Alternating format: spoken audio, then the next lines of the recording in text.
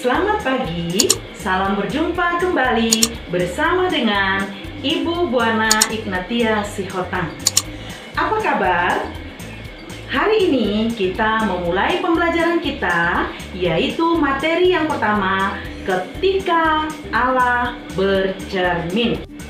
Tujuan pembelajaran yang hendak kita capai dari materi ini yang pertama adalah menjelaskan ciri-ciri laki-laki dan perempuan. Yang kedua, menjelaskan makna manusia sebagai citra Allah. Yang ketiga, menjelaskan keunggulan manusia dibandingkan dengan ciptaan lainnya. Yang keempat, menjelaskan tugas manusia sebagai citra Allah. Baiklah anak-anak terkasih, alangkah baiknya kita sebelum melanjutkan pembelajaran ini, kita awali dengan berdoa. Dalam nama Bapa dan Putra dan Roh Kudus, amin. Terima kasih Tuhan, Engkau telah menciptakan manusia seturut gambar dan rupa Allah. Laki-laki dan perempuan telah tercipta menurut gambaran-Mu. Bantulah kami agar kami sungguh-sungguh dapat menjadi citra-Mu dalam perilaku kami sehari-hari. Demi Kristus Tuhan dan pengantara kami. Amin. Dalam nama Bapa dan Putra dan Roh Kudus. Amin. Anak-anak, pernahkah bercermin? Mari kita amati gambar berikut ini. Ketika anak-anak bercermin, apa yang terlihat dalam cermin itu? Tentu, kita dapat melihat seluruh wajah kita. Rambut, telinga, hidung, mata, dan tangan kita. Pokoknya dalam bercermin kita dapat melihat wajah kita. Lalu apa gunanya kita bercermin? Di dalam bercermin kita dapat melihat persamaan kita dengan orang tua kita. Misalnya kita mirip dengan ayah atau mirip dengan ibu. Itulah yang kita temukan ketika kita bercermin. Selanjutnya, ketika Allah bercermin, apa yang dilihat oleh Allah? Sesuatu yang baru, yaitu manusia laki-laki dan manusia perempuan yang merupakan ciptaan yang baru. Allah menciptakan laki-laki dan perempuan menurut gambar dan citra Allah yang dapat kita baca dalam Kejadian 1 ayat 26 sampai 28. Nah, selanjutnya mari kita lihat ciri-ciri fisik laki-laki dan ciri-ciri fisik perempuan. Perbedaan ciri-ciri fisik laki-laki dan perempuan. Yang pertama kita lihat adalah ciri-ciri fisik laki-laki. Ciri-ciri fisik laki-laki yang pertama adalah memiliki kumis, memiliki jenggot, ataupun memiliki jambang. Yang kedua, laki-laki memiliki jakun, yaitu yang terdapat di leher. Yang ketiga, seorang laki-laki memiliki tubuh berotot, kekar, dan perjaka. Dan yang paling khas membedakan laki-laki adalah jenis kelamin. Sedangkan jenis kelamin perempuan, perbedaan fisiknya adalah memiliki kulit halus dan lembut. Yang kedua, suaranya sangat nyaring atau lembut, berbeda dengan laki-laki yang memiliki suara yang sangat berat. Yang ketiga, seorang perempuan bisa mengandung karena ia memiliki rahim dan payudara untuk menyusui. Nah, inilah perbedaan laki-laki dan perempuan. Nah, anak-anak terkasih, selanjutnya mari kita baca Kitab Kejadian 1 ayat 26 sampai 28. Kita baca secara bersama-sama. Berfirmanlah Allah, baiklah kita menjadikan manusia menurut gambar dan rupa kita, supaya mereka berkuasa atas ikan-ikan di laut dan burung-burung di udara, dan atas ternak dan atas seluruh bumi, dan atas segala binatang melata yang merayap di bumi.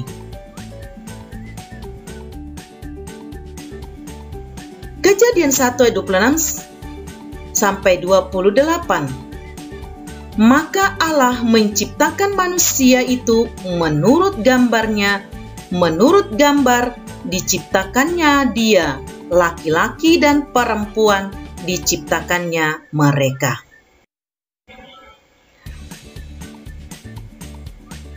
Allah memberkati mereka, lalu Allah berfirman kepada mereka, "Beranak cuculah dan bertambah banyak, penuhilah bumi dan taklukkanlah itu, berkuasalah atas ikan-ikan di laut dan burung-burung di udara, dan atas segala binatang yang merayap di bumi." Itulah isi kitab Kejadian 1 ayat 26 sampai 28. Baiklah anak-anak terkasih, setelah kita membaca kitab Kejadian 1 ayat 26 sampai 28, dikatakan bahwa Allah menciptakan manusia menurut gambar dan rupa Allah, supaya manusia dapat berkuasa atas ikan-ikan di laut dan burung-burung di udara dan segala binatang yang merayap di muka bumi ini. Nah, materi selanjutnya adalah apa makna Allah menciptakan manusia sebagai citra Allah.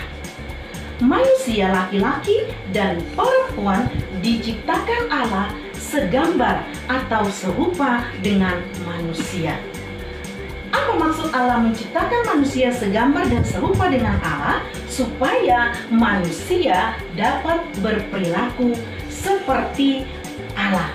Maka dalam judul kita dikatakan ketika Allah bercermin, Allah menciptakan laki-laki dan perempuan. Manusia merupakan cerminan atau gambaran perilaku Allah di dunia ini. Setelah kita melihat apa makna manusia sebagai citra Allah, materi selanjutnya adalah keunggulan manusia dibandingkan dengan ciptaan Tuhan di dunia ini. Keunggulan manusia dibandingkan dengan ciptaan Tuhan, yang pertama adalah manusia memiliki daya cipta, yang kedua manusia memiliki rasa, dan yang ketiga manusia memiliki karsa. Mari kita simak penjelasan berikut ini. Nah, apa keunggulan manusia sebagai citra Allah? Yang pertama adalah manusia memiliki daya cipta. Manusia memiliki kemampuan untuk menciptakan sesuai dengan ingatan atau pikiran. Misalnya manusia dapat membangun rumah, membangun jembatan, menciptakan robot, atau melukis. Mengapa? Karena manusia memiliki ingatan dan pikiran. Yang kedua, manusia memiliki rasa. Mengapa?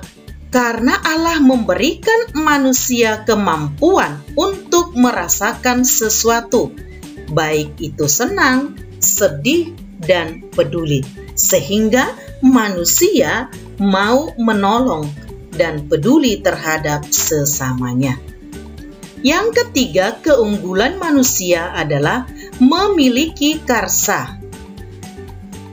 Kemampuan manusia dalam meraih sesuatu atau cita-cita. Misalnya manusia ingin menjadi guru, dokter, tentara, atau profesi-profesi lainnya. Itulah keunggulan manusia dibandingkan dengan makhluk ciptaan lainnya. Maka ketika Allah bercermin, Allah menciptakan laki-laki dan perempuan. Allah menciptakan laki-laki dan perempuan menyatakan bahwa manusia laki-laki dan perempuan merupakan cerminan gambaran Allah di dunia ini. Maka kita adalah cerminan pribadi Allah yang hadir di dunia ini. Maka kita harus berperilaku sesuai dengan sifat-sifat Allah. Sebagai citra Allah berarti kita harus mampu berperilaku seperti sifat-sifat Allah. Contohnya adalah berbagi kepada teman yang membutuhkan, menolong orang-orang yang membutuhkan, seperti orang yang jatuh, orang yang miskin, atau orang tua kita. Kemudian kita hendaknya mau memberi maaf kepada sesama kita yang bersalah kepada kita. Kita sebagai anak Allah tidak boleh saling membenci, bertengkar, apalagi bersikap tidak jujur terhadap diri sendiri ataupun terhadap sesama. Setelah kita melihat apa keunggulan dari manusia dibandingkan dengan ciptaan lainnya, selanjutnya kita melihat apa tugas manusia yang diberikan Allah untuk manusia. Yang pertama adalah manusia diberi kuasa untuk menaklukkan alam semesta ini. Yang kedua, manusia diberi tugas untuk melahirkan manusia baru agar dapat menguasai alam semesta ini. Ketiga, manusia diberi tugas untuk mengolah, memelihara, dan menjaga alam ini secara bijaksana. Itulah tugas manusia sebagai citra Allah. Baiklah anak-anak terkasih, dalam materi kita hari ini, yaitu ketika Allah bercermin, ada 4 poin hal yang penting perlu kita ingat. Yang pertama adalah bagaimana ciri-ciri fisik laki-laki dan perempuan. Yang kedua, apa makna manusia sebagai citra Allah.